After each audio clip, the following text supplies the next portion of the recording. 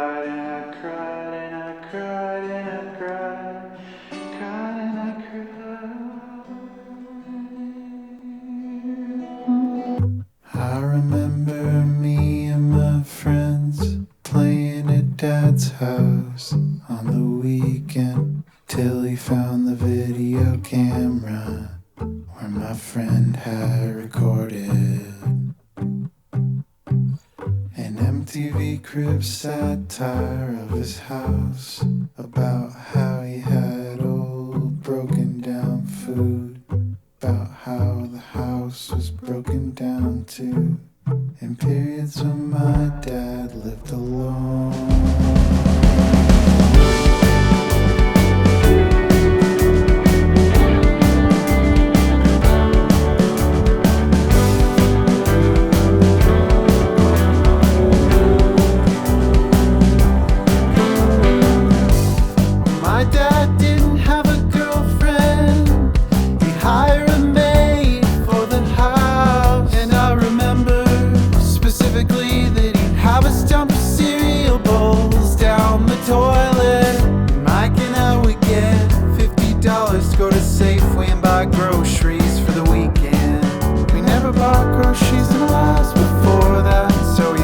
Best idea would be to buy a $20 birthday sheet cake. Then Dad would wake us up so early the next morning. So you wanna go to Sherry's and get takeout for breakfast? And I would always say yes, even though I was so tired, cause I could get chicken fried steak and that was my favorite.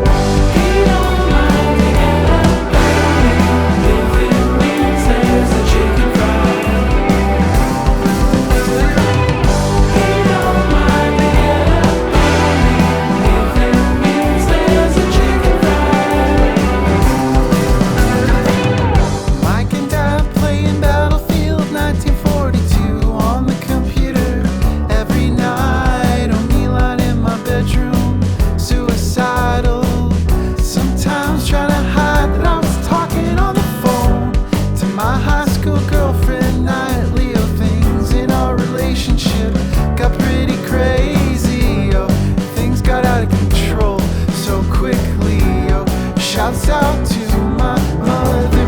Well, I was in my room fighting off the dark. Oh, I left my brother out there with a hungry tiger, and I should have been there to protect him for sure. But I was so weighed down by the things in my head. Oh, I still wish now that I could have been there with him. Oh, been there as my dad used the game they were playing as an excuse to get mad at Mike. Oh, it's such bullshit now that I'm an adult and I understand.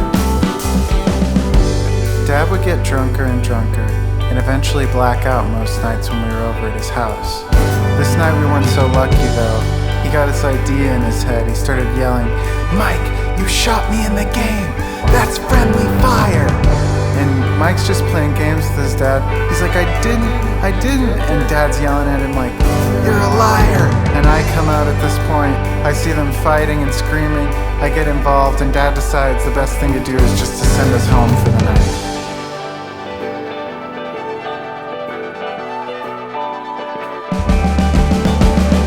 That's just how things were for Mike and I back then. Things in our houses were a total circus.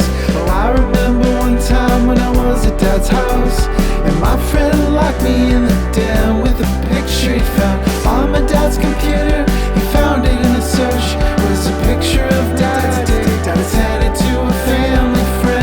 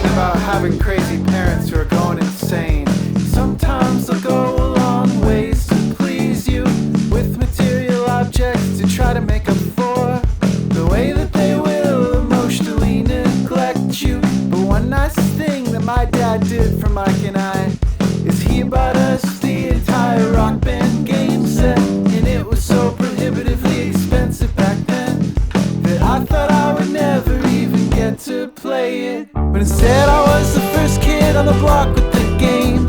I was so excited to get my whole friend group over, play the drums, bass, guitar, sing at the same time. My dad even set up a cool sound system for us.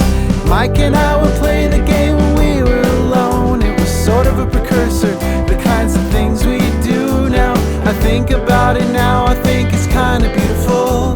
Oh, we were just playing the game, and oh, we play, play, we play, we play, we play, play, we play.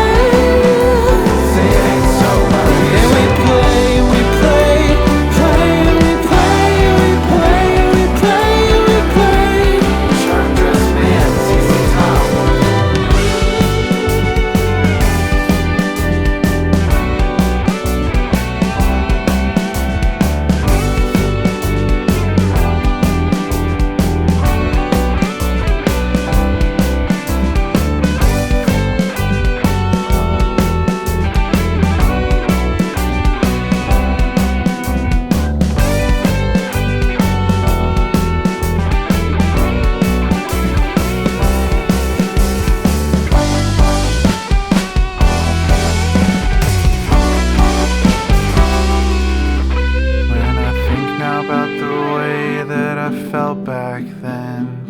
I feel bad for the little boy who was dealing with such darkness, so much pressure that I felt to be fully formed back then. Every mistake was a reason to feel like I was less than a person, but especially that I couldn't find a girl.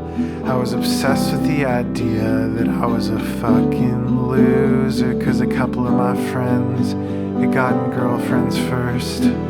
And I knew that I was unlovable the way I was then. I write in my notebook about how I couldn't be loved, about my dark feelings and the way I would hide them. It's amazing to me the way my songs could sometimes be things I wouldn't understand till 15 years later. I'll play you the first song now that I ever wrote. It's not a great one, but I like the way the lyrics acknowledge that I was hiding the darkness that I felt. Oh, art gives us a window to the subconscious processes.